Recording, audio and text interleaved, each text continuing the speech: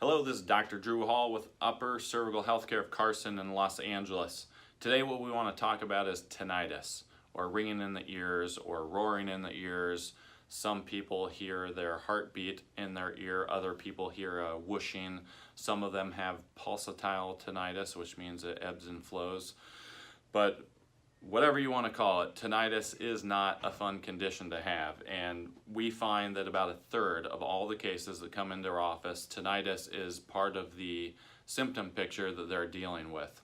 And unfortunately, the mainstream medical establishment doesn't really have much of anything that they can do to help tinnitus.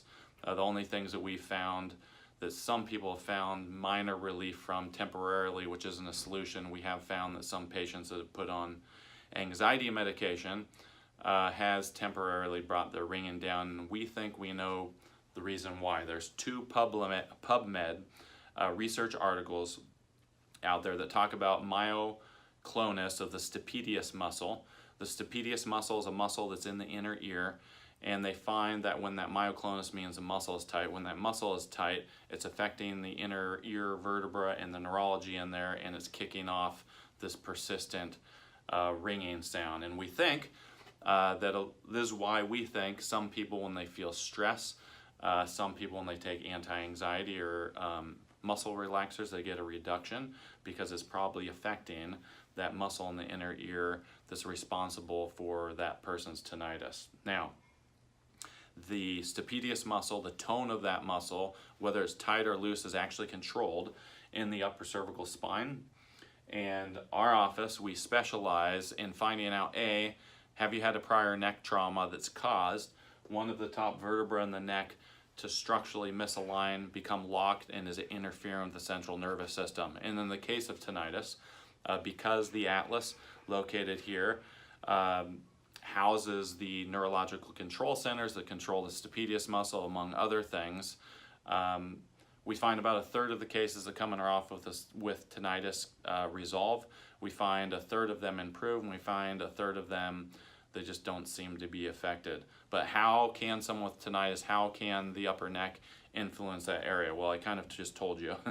The stapedius muscle, the tone of it is controlled in the neck. And so what we feel is happening, and some of these people have had whiplash injuries, they've had sports injuries, they had a soccer ball that was kicked in their head, they dove off a diving board and hit their head on the bottom of the pool, they dove off their surfboard and thought it was 10 feet deep and it's 2 feet deep. These types of injuries can cause the upper cervical spine to misalign.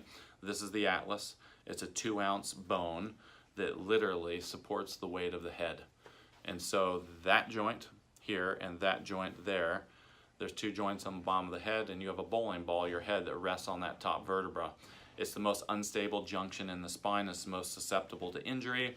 And when people have whiplash, blunt type traumas, it can cause that top vertebra to shift out of position, and it tears the soft tissue and ligaments that surround the joints, and the vertebra becomes locked there, and it impacts the central nervous system and causes your body not to work the way that it was intended to.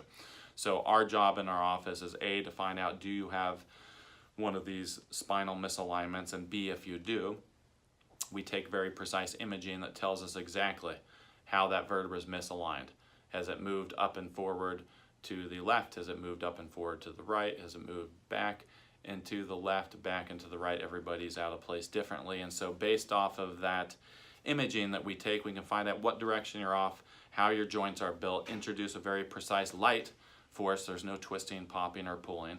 And that's designed to get that segment back under the body's control, get the irritation off the spinal cord. And long term, the goal is to keep the vertebra where it should be so the soft tissue can heal, mend, and repair, and the integrity of the joint that's been disrupted will heal, mend, and repair.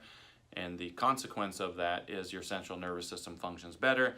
And when your central nervous system functions better, most problems that people are dealing with can either improve or resolve. So if you're someone who's suffering with chronic tinnitus or pulsatile tinnitus, we do offer a free consultation exam in the office. You can come in, we'll run you through a battery of tests, go over your history, and determine whether you have a misalignment in your neck and whether we can help you. So if you'd like to take us up on that, we have 2 offices. One's in Carson, California, that's near Torrance. That phone number is 310-324-6172. And then we have another office in Koreatown near downtown Los Angeles, and that phone number is 213-399-7772. Thanks for listening and hope to see you soon.